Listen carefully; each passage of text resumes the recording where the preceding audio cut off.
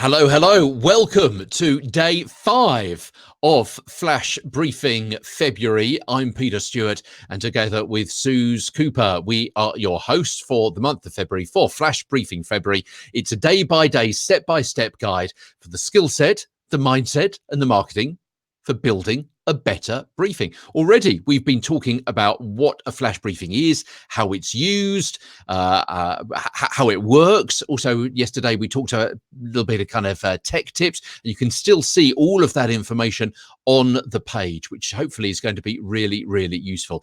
And tomorrow we're going to be talking more about naming your show, because that's really important. And a few days after that, we're going to be talking about coming up with the logo for your show as well, because it's not just about audio, it's not just about sound, it's about the whole package. That's what we're going to be bringing you over the course of these 28 days. Really, really important stuff, the whole package. But today, telling you a little bit about content. And Suze, both of us know more than a little bit about content for audio productions, don't we? Because of our background in presentation and production for big media firms.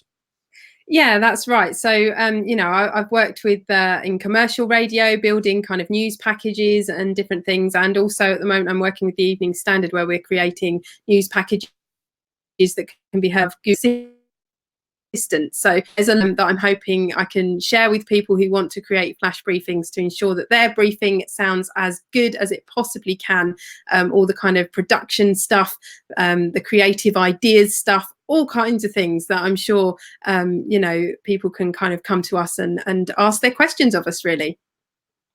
Absolutely. So we're going to be drilling down a bit more into how you come up with 365 days of content a little bit later on in the course, in a few days' time. But first of all, let's just give you kind of a nice overview of the kind of content, the kind of way you should be thinking about what you're going to be talking about. Now, first of all, it shouldn't be advertising. I mean, apart from anything else, because all of this is opt-in audio, who's going to be opting in to listen to an advert every day? Yeah, it's pretty unlikely, isn't it? So what you've got to be doing is to be giving content of value. Maybe you're solving a problem or answering a question. Maybe you're entertaining. You're certainly informing. Perhaps you're coming over as a thought leader, things like that, stuff which is useful and content which is engaging as well.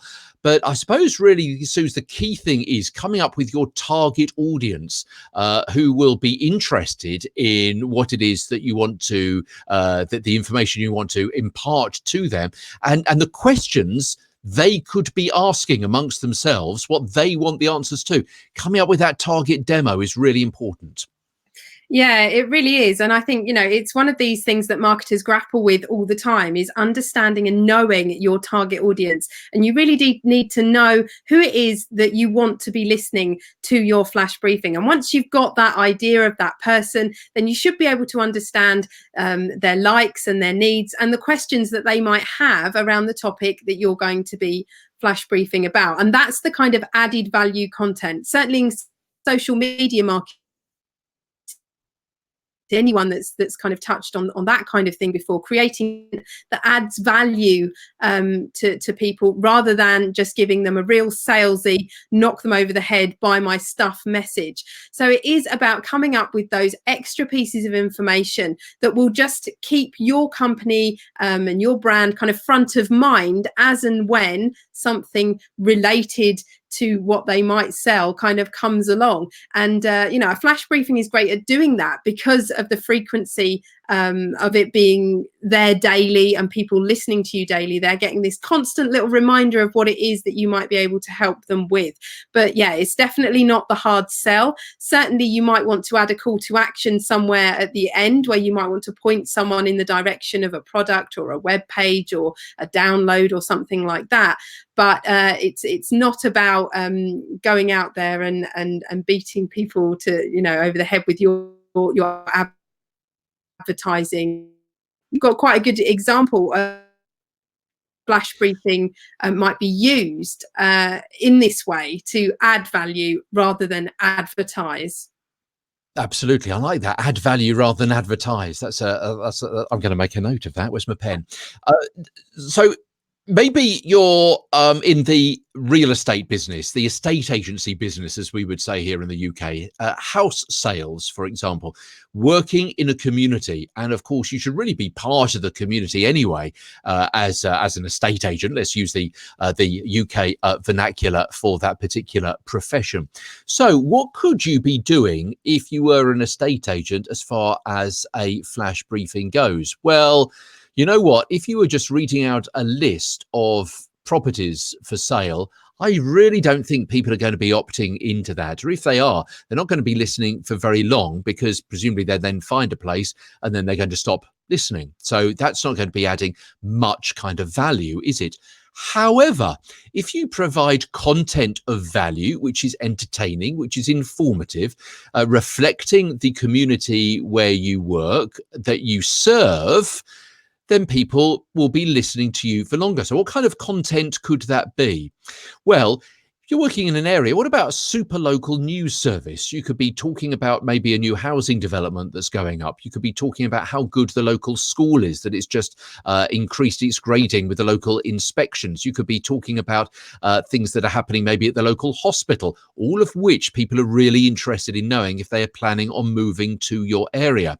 You could also be talking about maybe the local fairs and fetes, the local sports teams and so on. You'd be talking maybe about a shop that's moved into the high street or into the local shopping centre. All of these things are kind of information that people are going to be interested to know about, whether they're going to be moving to the area or they're going to be moving within the area. And of course, if you've also got people who are moving out of the area, then they are going to want a local company which is going to be representing them to sell their house. So how does that work? If you're talking about all of that kind of information, let's face it, you could also be talking about garden maintenance, house maintenance, DIY, things like that, local weather forecasts. Yeah, you become part of the hub of the local community with all of this kind of information. You're offering content of value. You're building a relationship with your potential customers. And when someone does want to move, who are they going to go to? Are they just going to go to the equivalent of the yellow pages and kind of run their finger down? I don't know, never heard of them, might be quite good, I don't know. Or are they going to be going to the people who've already been giving them free content of value day after day after day after day for the last several weeks, months, years? I think it's probably going to be the latter, isn't it? Particularly if they've built a relationship with a certain presenter, a particular person who is representing that brand, representing that business, so they can go into the go into the shop, go into the estate agency business and ask for John or George or Paul or Ringo or whoever it happens to be that they've been listening to on the Alexa flash briefing. So build up a bit of personality, build up content, give stuff of value so people can come to you a little bit later on in the day once they've got that relationship with you. You don't know that they always will, but it's more likely they will than they won't if they already know, like, and trust you. You wondered how long it was going to be before we used that particular phrase. And one more thing, Suze, that perhaps you want to touch on is listen to other flash briefings so you can get an idea of what you like about what other people are doing, both their content, their style, the duration, the music, the logos, everything. Don't just launch straight in there, but get to kind of put your toe in the water and see and feel what other people are doing, what you like and don't like about that. Absolutely. Do your research and look around and see, which areas don't have a flash briefing. See who your competitors might be with whatever subject it is that you come up with. But also, this is an area where you can be really super, super niche and you can really target that little known hobby or skill, that little known area of interest, and really provide something really, really useful to the people that are going to be opting in and listening every single day. It's not about building a massive audience and catering for everyone. It's about having engaged listeners. And if you only have, say, 100 people listening every day, that is, but they are 100 engaged listeners who really, really benefit and take your content and run with it, and then potentially will maybe buy from you or download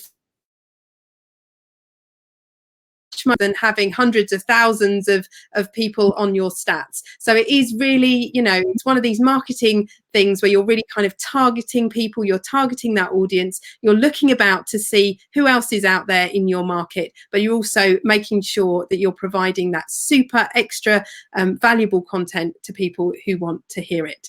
So I think that wraps up day 5 of Flash Briefing February. Thank you if you've been here for all 5 days so far. We will be back tomorrow. And Peter, what will we be talking about? So tomorrow, it's not just the audio, it's not just what you're saying, but it's also, well, we always say the skill set, the mindset, and the marketing for building a better briefing. So part of your marketing is also about naming your show.